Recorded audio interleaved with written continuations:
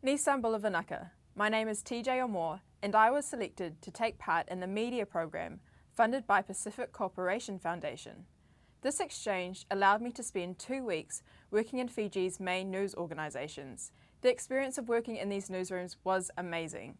One of the first things I realised was how young all these journalists were in the newsrooms. That was a real surprise to see. A lot of them were in their early to late 20s, and they were all these talented and really hard-working, driven journalists. And being a similar age to them and just finishing university 2 weeks before I went over meant I found these journalists such an inspiration to work alongside and to learn from.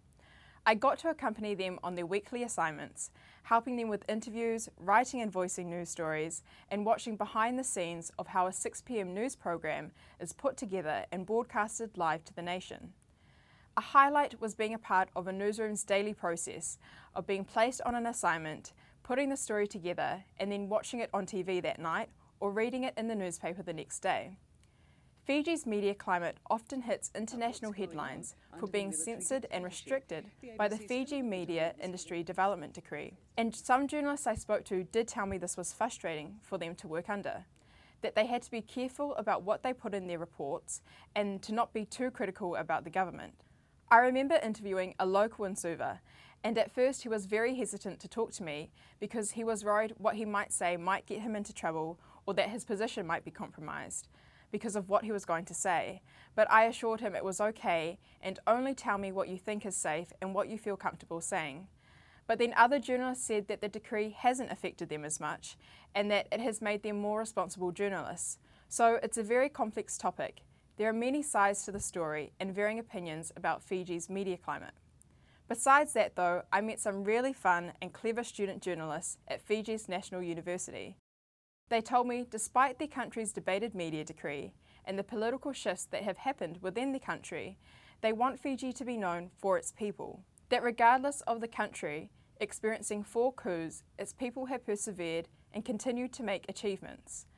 I believe that these young journalists I met are some of the people that are moving their country forward. I learned that even with the huge political shifts or the media climate they work under, and regardless of how young they might be, these journalists were determined to be a part of the growth of Fiji.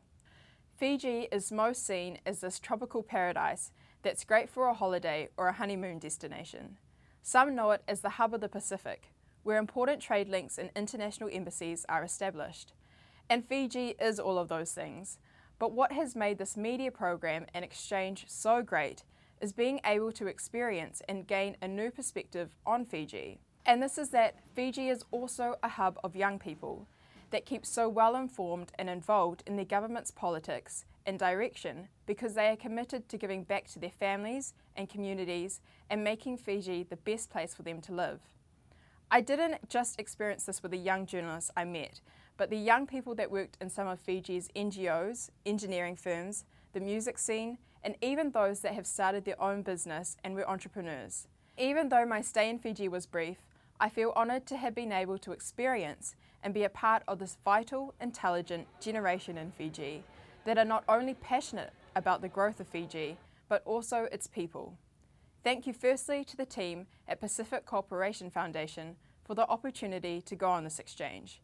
And secondly, a big thank you to all the students and journalists that welcome me into their newsrooms. Vanaka Vakalevu.